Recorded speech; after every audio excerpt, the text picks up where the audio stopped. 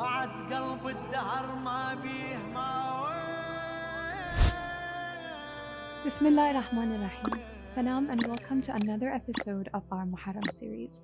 Previously, we talked about one of the most conspicuous aspects of the movement of Imam al-Hussein, sacrifice and selflessness. However, these concepts cannot be understood or explored without first comprehending their most vital prerequisite, patience.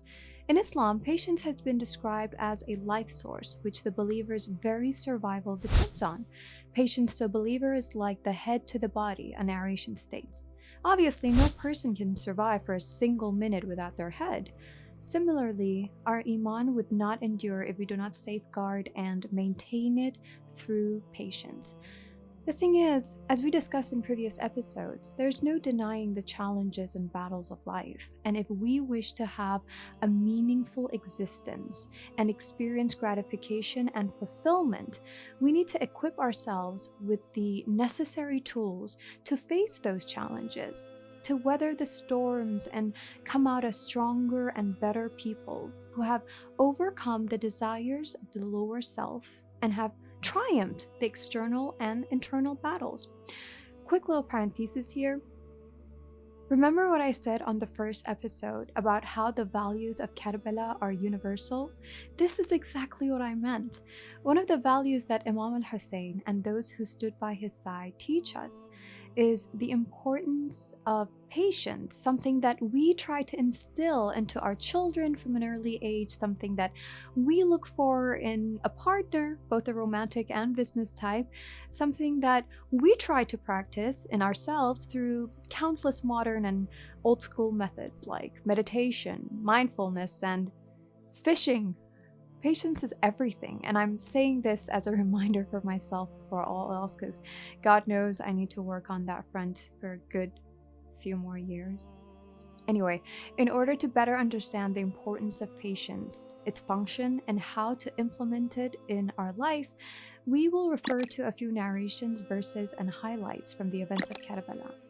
Over 100 verses in the Holy Quran mention patience, and it is often something that is associated with faith in God and submission to divine decree. Perhaps one of the reasons is that we often plan things in our head and draw an image of how we would like our immediate or long-term future to be.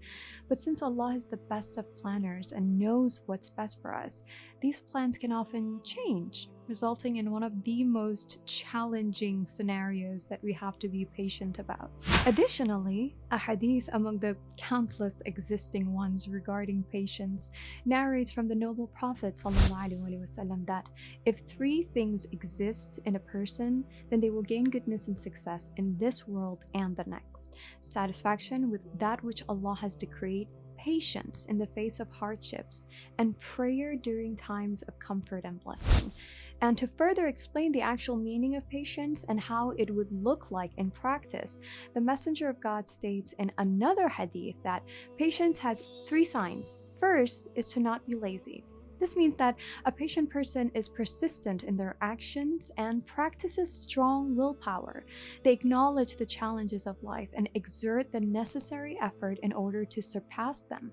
They understand that no matter how many times life knocks them down, remaining down is not an option, and that through patience and determination, they can get back up on their feet and stand tall like a total boss. Second is to not feel discouraged and weary. I personally have lost count of the number of times I just wanted to throw my hands up and say, "That's it, I give up. I'm too tired to keep fighting and I don't think I can do this anymore." But then, patience and faith, as the voices of reason chime in and tell me that if you claim to love Imam al-Hussein, then you have to at least try to prove it. Let your resilience in the face of this calamity be a testimony to that love, and prove to yourself that you really are doing your best to be more like your beloved Hussein. 10 out of 10, that gets me through the hard times. And thirdly, the noble prophet continues to not complain about God's will. This part is tricky, especially when we disguise it under the name of venting and needing to get things off our chest. Though it's okay and sometimes healthy to share our concerns with our loved ones, the best way to truly practice patience and not feel resentment toward God for turning our plans upside down is to complain to God instead of complaining about God, to console to Him during hardships and ask Him to aid us and give us strength, just like Imam al-Hussein and his extraordinary team did through the events of Karbala. With each tragedy, Imam al-Hussein would express his gratitude and acceptance of the will of God and announce his submission to that which the Lord had decreed for him.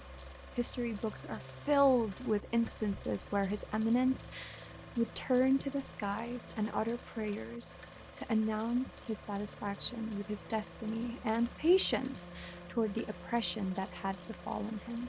So much so that it has been reported during the final moments of his life, after his sons, brothers, friends were killed one by one, the grandson of the Prophet of God laid his blood-soaked cheek on the blistering desert sand and said, "O Allah, I am satisfied with that which you are satisfied with, patient upon your calamity.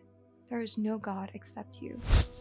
Yes, Allah will never test us with the things that Imam al-Hussein went through, but Imam al-Hussein went through all of that to teach us what to do and how to be when we encounter our own problems.